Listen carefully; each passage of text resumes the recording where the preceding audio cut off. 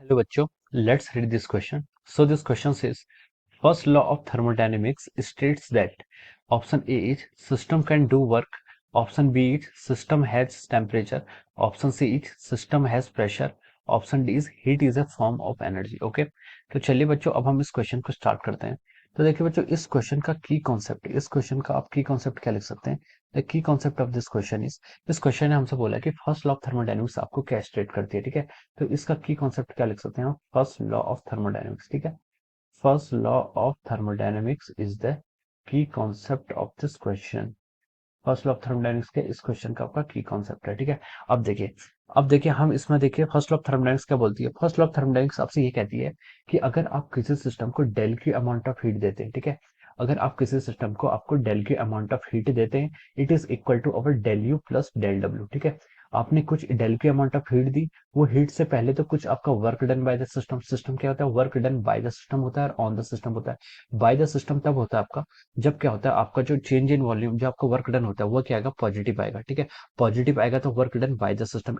और work done on the system होता है जब सिस्टम अपनी इंटरनल एनर्जी को डिक्रीज करके खुद वर्क करता है, तो उसे क्या बोलते हैं हम, work done on the system.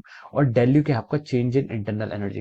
तो जितनी हीट दी, कुछ पार्ट हीट का क्या वर्क डन में चला जाता है और कुछ पार्ट क्या चला जाता है हीट का इंटरनल एनर्जी को इंक्रीज करने में चला जाता है, ठीक है। तो हम बोल सकते हैं कि जो आपकी डेल की जितनी आपने हीट एनर्जी दी है, ये कुछ आपकी इंटरनल एनर्जी को इंक्रीज करेगी और कुछ एनर्जी यहाँ पर वर्क डन करती है, ठीक है। तो ये आपका जो स्टेटमेंट होता है, इस स्टेटमेंट को हम क्या बोलते हैं, आपका कंजर्वेशन ऑफ एनर्जी पर भी स्टेटमेंट आपका क्या होता है, बेस्ड होता है। क्योंकि यहाँ पर क्या होता है, आपकी एनर्जी क्या हो रही है, कंजर्व हो रही है। तो हम इसको लिख सकते हैं, this statement is based upon our conservation of energy, ठीक है। कंजर्वेशन ऑफ एनर्जी पर भी आपका बेस्ड है, ठीक है। अब देखिए, अब हम देखिए ऑप्शंस पे चलते हैं। उसने बोला कि फर्स्ट लॉ ऑफ थर्मोडायनेमिक्स क्या स्टेट करती है।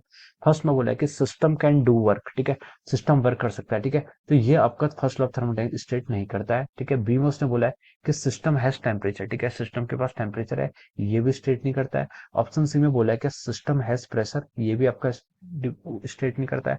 ऑप्शन डी बोला है कि heat is the form of energy, ठीक है। जो आपकी फर्स्ट लॉ ऑफ थर्मोडायनेमिक्स है वो तो आपकी conservation of energy he define करती है। वो कहती है कि जो आपकी हीट है वो क्या आपकी एनर्जी की फॉर्म है, और वो एनर्जी आपकी दो पार्ट्स में क्या होती है, डिवाइड हो जाती है। कुछ एनर्जी आपकी वर्क डन करती है और कुछ एनर्जी से उसकी इंटरनल एनर्जी क्या होती है, इंक्रीज होती है। तो हम लिख सकते हैं यहाँ से कि आपका जो ऑप्शन डी है वो क्या हो जाएगा, राइट हो जाएगा, ठीक है। Option D will be the right answer of this question, ठीक है। हम क्या लिख सकते हैं यहाँ से, आपका जो ऑप्शन डी है वो क्या आपका करेक्ट है, ठीक है। Option D is correct answer of this question, okay. So option D is the right answer, okay. So I hope you all understood this concept. All the best and thank you so much.